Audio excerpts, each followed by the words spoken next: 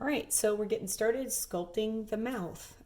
What I need for tools are pretty simple. I have some clay. I have a wooden tool. I prefer a rounded wooden tool like this, and a small assortment of brushes. So let's get started. All right, I'm going to take this clay and divide it into two roughly equal pieces and take one and set it aside. This one I'm going to take and roll into an elongated football or lemon shape. And when you're rolling a coil again, because this kind of is a coil, to make it so it's not extremely lumpy, just think about using the weight of your hands instead of pressing. I'm not really pressing any weight down. I'm just using the weight of my hands. So I'm going to look at my elongated football shape, and this is the most consistent side, so that will become the lip side. Now, the way that I'm going to sculpt this is, if this is my nose, this will be my upper lip right here. So I'm going to place this directly underneath the nose. And of course my nose is not finished, but just for a point of reference, I'll have it there for you.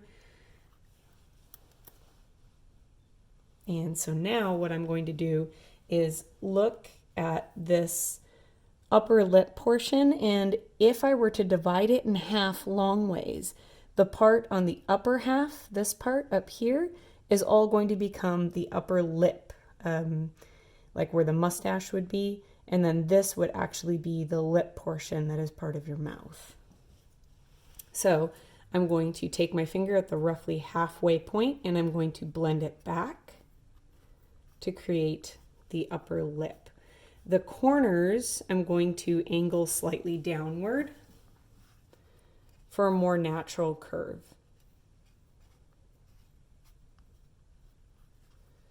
And I'll remove this for now because you don't need that.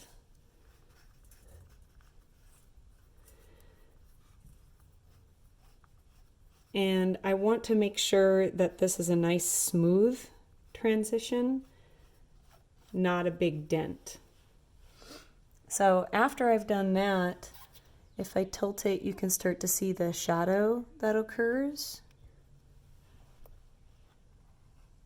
So it's a natural shadow. And then I'm going to take my rounded wooden tool and I will create the philtrum, or Cupid's bow, as we discussed. And this should be roughly in the middle. I'm just going to press it downward so that it has a natural indent. You can also consider using your finger, your pinky finger, if it's a larger scale. So I've created the Cupid's bow. And now I'm going to define the lips. And I like to take just a little bit of moisture on my fingers and rub it in, because I don't want to have any dry chunks of clay, really no chunks of clay at all, so that it's nice and smooth. And I'm going to take my thumbs and place them on either side of the Cupid's bow on the lip portion. So this is the upper lip, like where the mustache is, and this is the actual lip skin. So I'm going to place it where the lip skin area would be, and I'm not pressing, I'm just kind of smoothing. So a little bit of moisture here so it stays put. So I'm going to take my thumbs and I'm just going to slightly smooth to define the lip area. And really observe someone's lips, especially from the profile, because you're going to see that some people's lips on the upper lip will actually indent, like maybe here, and other people's, they will kind of curve or puff outward. So observe and pay attention. And when we were doing that drawing exercise, that was part of it. And so I've gone over it a couple of times, and when you look at it in the profile, it doesn't look like much, but you can start to see the upper lip, and if I place the nose here, you can start to see the mustache area, this part, the upper lip there, and then you can see the lip skin right here. So we're looking for that kind of a curve. All right, so now I'm going to place the bottom lip. And I'm going to use the leftover clay, because remember I divided it in half. I'm going to roll another one of those elongated football shapes. Remember, I'm just using essentially the weight of my hands. That's a little bit much. You want it to be about the same width. And the other part of it is if you, quote, make a mistake, you make it too big or something, that's fine. You can just tear it off and do it again. So this is going to become the bottom lip, and I'm going to place it right underneath the upper lip, like so. And you can start to see a mouth. And sometimes beginning students just stop right there, but that's not completely accurate. In fact, on your own mouth, if you were to take your fingers and place them on your bottom lip at the outer edge, and then very lightly just drag your fingers over your lips until they meet in the middle, what I'd like you to notice is how flat this area is right here. And then from here to here, it curves out really, really far. And so what we actually see, why we think that this is a bit more correct, but we're wrong, is because of the color of your lips and where that color edge is, it is a bit misleading. So what we're going to do is find the philtrum, the Cupid's bow, and then the two lip peaks. When you find your two lip peaks, what I want you to do is place your fingers on the lip peaks and then just move them out a little bit. And then you're going to drag them downward onto the bottom lip. And then right about here, this is from here to about here is where that more flat area is. So what I'm going to do is mark that.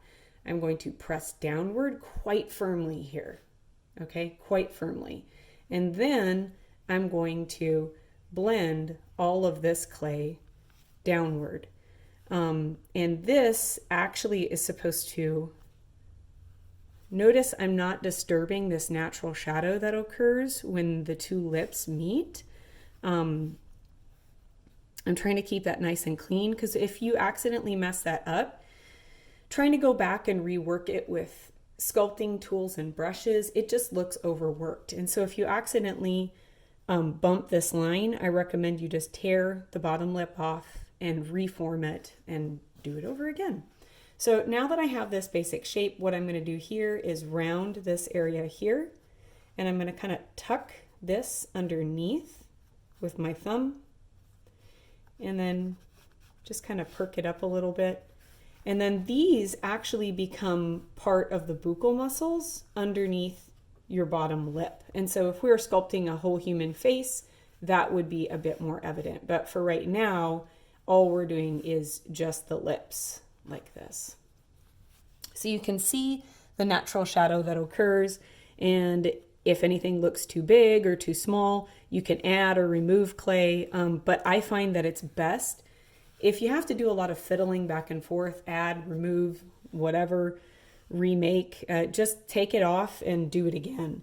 So if I look at it from the side, I can start to see the curvature is much more natural. And so I can tell that this needs to round up a bit more, like so. And I'm going to just tuck this further underneath. And that's just a very simple, and you can see the natural shadow that's starting to occur right here. It really does look like the natural part in a mouth.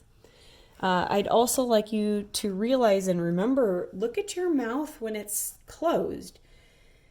It does not form a straight line, and it does not curve upward. In fact, it curves downward naturally. So observe these kinds of things. This shadow right here between the two lips, it starts to curve downward. So Practice just this basic mouth form a number of times until you feel comfortable with it.